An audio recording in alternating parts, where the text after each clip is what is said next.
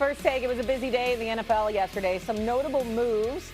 Malik Willis now going to Miami. Former Super Bowl MVP Kenneth Walker III is signing with the Chiefs. Panthers upgrading their defense, and the Niners get their wide receiver number one. Or will he be number one? I guess that's more the question. Damian Woody and Peter Schrager join us now. And now we've had a little bit of time to reflect. We haven't had any major breaking news yet so far today. What was your favorite move you saw go down yesterday? Schrags, why don't you go first? I thought the Carolina Panthers had an incredible franchise-changing day. They paid two players, Jalen Phillips and Devin Lloyd, who are cornerstone pieces at positions that matter. Jalen Phillips, an edge rusher in free agency. Very rarely do these players come up. The Eagles thought they had him in line, and the Panthers paid him a boatload of money. And you say, well, they might have overpaid. You don't overpay for an edge rusher that has a market. Devin Lloyd, a culture guy who had that pick six against the Chiefs for the Jaguars on Monday Night Football. Two excellent players and cornerstones for a team that won the division, made the playoffs, and are eventually going to have to pay Bryce Young. I thought Dan Morgan, the general manager, and Brant Tillis, their salary cap guru, did a wonderful job of managing this. Look, it's not going to win the day with headlines. It's not a razzle-dazzle team with the Carolina Panthers. But in an NFC South that is for the taking, I thought the Carolina Panthers got much better than they were yesterday in the hours that led up to last night's ending of the free agent frenzy. Yeah, I want to go with Malik Willis. I think, so much about free agency, the unknown about a player's background, because obviously a player is not in the building. Well, you talk about the Miami Dolphins, you talk about a fit that just makes a lot of sense for the Dolphins because the whole regime came from Green Bay. You got Jeff Hafley, former defensive coordinator for the Green Bay Packers. He practiced against Malik Willis. He saw him every day in the building. John Eric Sullivan, the GM, obviously came from Green Bay. John Robinson, the former Titans GM, he's now in Miami. He's the one that drafted Malik Willis in Tennessee. And so when you have all this knowledge about a player, it makes you feel a lot better. And the fact that they didn't have to break the bank with Malik Willis. This is all about projection, what they project, because his body of work is so small. But from what we've seen in his small sample size, like, this dude has tremendous upside. Can you imagine him in the backfield with Devon Achane? Like, those two athletic guys. Like, there's a lot of things schematically you can do with both of those guys.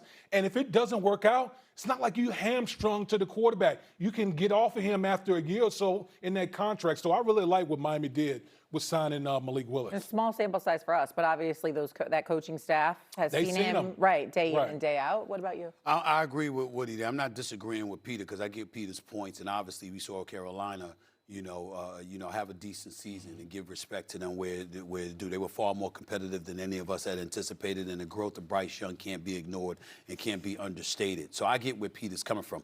I'm just thinking about the quarterback position, Peter, and I'm thinking about what Woody just said, and I think that he has a very valid point. In the three starts that Malik Willis had this year, 612 yards passing, 3 touchdowns, not a single interception. We got to pay attention to that. And again, the familiarity with the coaches in Green Bay, that goes a long way as well. Then you talk about the team that he went to. Who did he go to? You went with a team with an explosive running back in Achane. You went to a team with an explosive wide receiver in Waddle. Do they need another wide receiver? Absolutely. Could they use a tight end? Absolutely. Could they use a right guard? Absolutely. But correct me if I'm wrong, Pete, I think they got like 8 draft picks coming up. So they've got the maneuverability. They can utilize the draft to really, really buffer their roster as well. So the key order of the day was to make sure that you had a quarterback, because with everything that we just said, if you don't have a quarterback, there's nothing else that's going to matter for you because you're not going to get it done.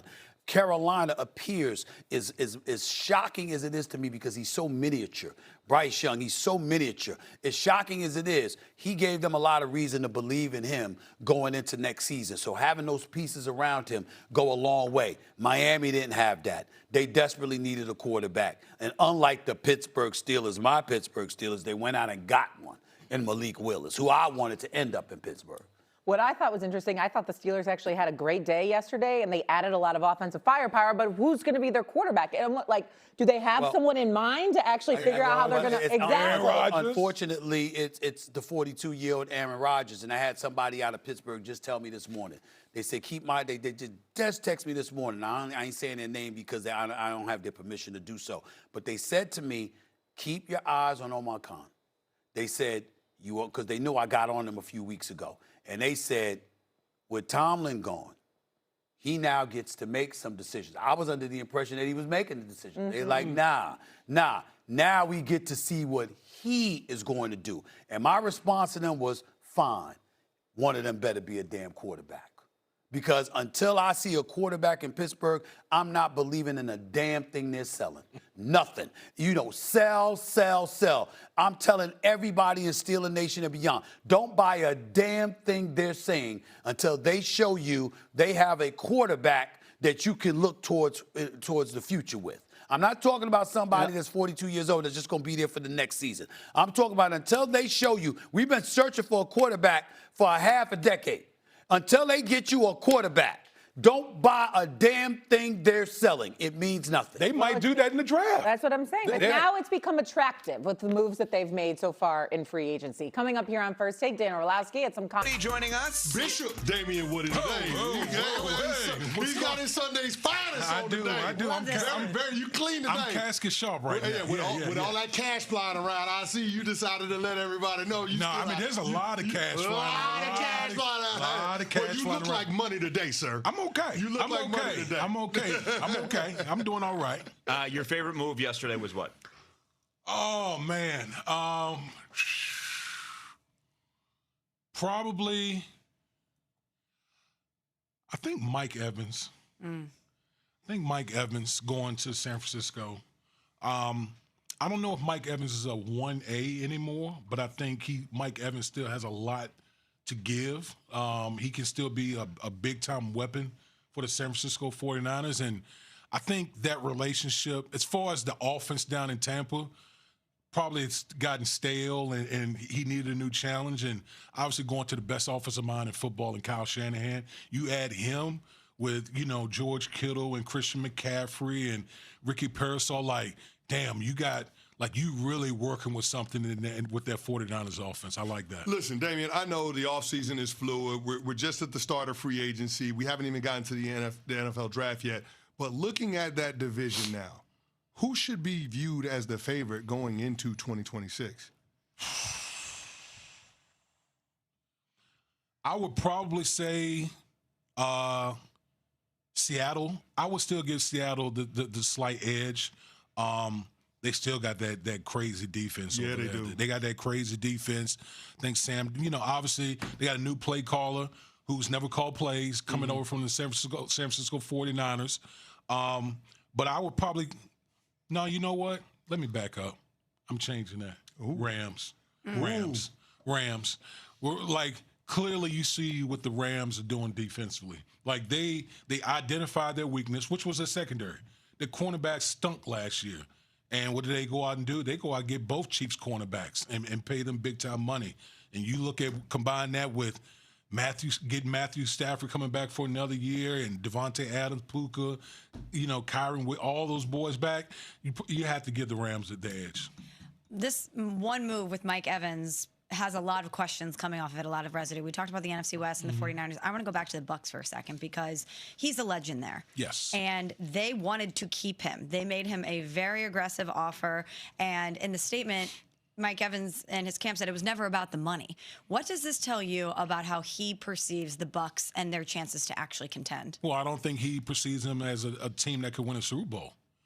Why would you leave somewhere that you've been your whole career, you've built a Hall of Fame resume, and you want to just venture out and go into the unknown waters? Now, listen, Kyle Shanahan, who wouldn't want to jump in those waters, being that he's the premier offensive mind that we have in our game?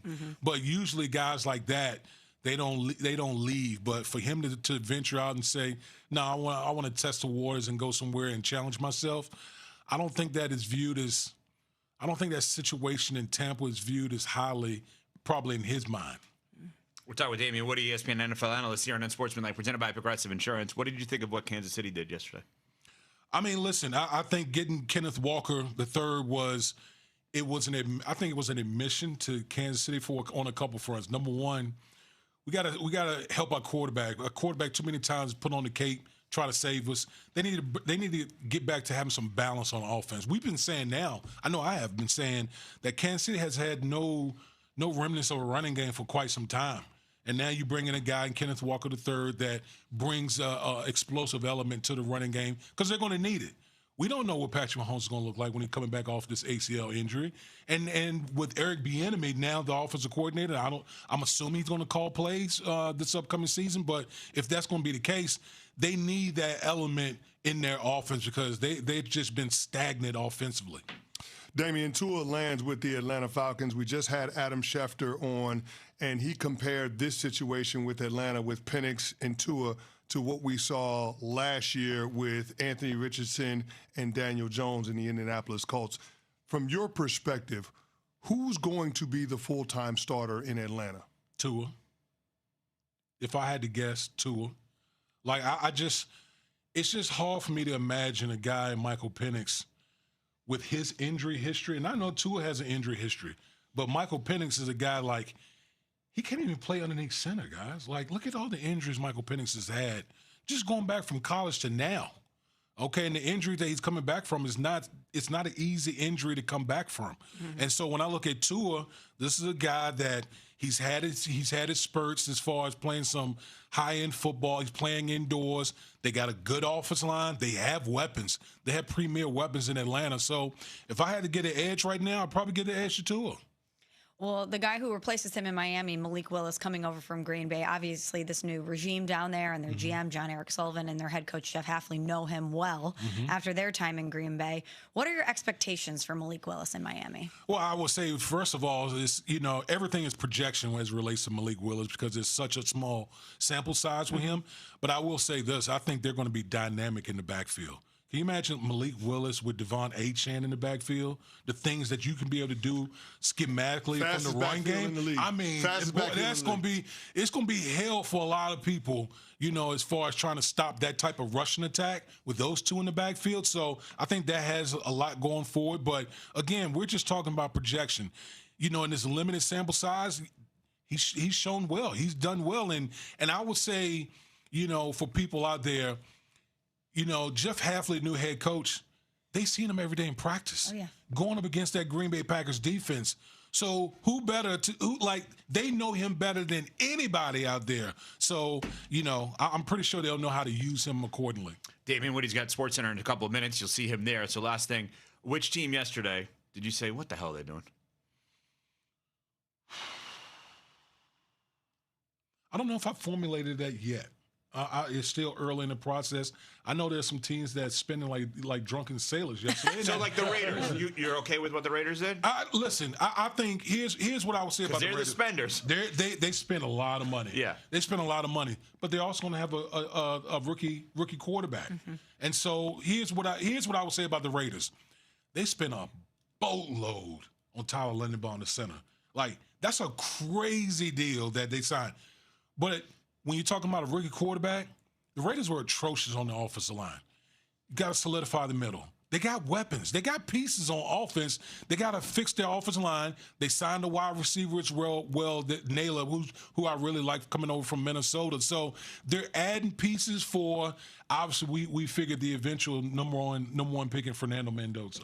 Damian, thank you as always. Damian Woody, of course, ESPN NFL analyst, and he's a former offensive lineman who just said they spent insane amounts on an offensive lineman. That's how you know how much. And by the way, listen, well said, I will never knock anybody for getting the bag. Like, congratulations to him. It's a big bag, boy. You'll see him on SportsCenter, and of course, first thing 10 a.m. Eastern time. That's right. Pat Costello, I'm over it. Next.